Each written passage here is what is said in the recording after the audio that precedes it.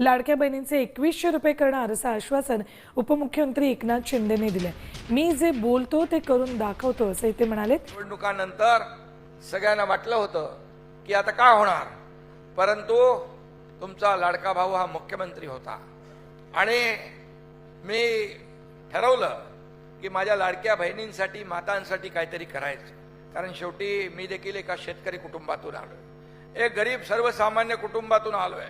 मी माझ्या आईची तगमग पाहिली आहे, माझ्या पत्नीची देखील काटकसर पाहिली आहे, माझ्या डोळ्याने पाहिली आहे, त्यांच्या डोळ्यातली करव मी पाहिली होती। आणि म्हणून मी जेव्हा मुख्यमंत्री झालो तेव्हा सगळ्यात आधी मुख्यमंत्री माझी लाडकी बहीण योजना आम्ही सुरू केली, लेक लाडकी लखपती योजना सुरू केली, एसटी मध्ये 50% सवलत आम्ही सुरू केली। या नावासमोर आईचं नाव लिहिण्याचा ऐतिहासिक निर्णय तुमचा भाऊ मुख्यमंत्री असताना घेतला।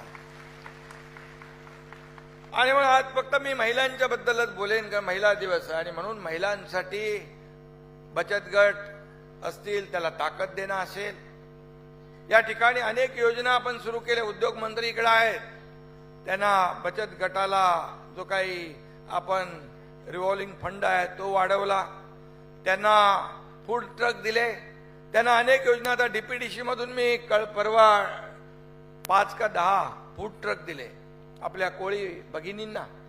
त्यामध्ये मासे कच्चे पण आणि मासे शिजवलेले पण दोन्ही खायला मिळतात। आणि अशा अनेक योजना आज पण काहीतरी केल्यात तुम्ही उदय सामंतजी, आज पण 50 फूड ट्रक आपण देत आहे। या खऱ्या अर्थाने लाडक्या बहिणी योजनामध्ये आपण या रूपाने एक सन्मान त्यांना मिळवून दिलेला आहे। आणि म्हणून मला पद येतात, पद जातात, पुन्हा येतात। बाळासाहेब सांगायचे सत्ता येते, सत्ता जाते, पुन्हा येते, नाव जाता कामा नये, नाव गेलं की पुन्हा येत नाही। आणि तुमच्या एकनाथ शिंदेला सगळ्या पदापेक्षा या महाराष्ट्रातल्या करोडो करोडो लाडक्या बहिणींचा लाडका भाऊ ही मिळालेली ओळख सगळ्या पदांपेक्षा मोठी आहे। आणि म्हणून तुम्ही लाडक्या बहिणी आहात म्हणून तुमचा लाडका भाऊ आहे, याची जाणीव मला आहे।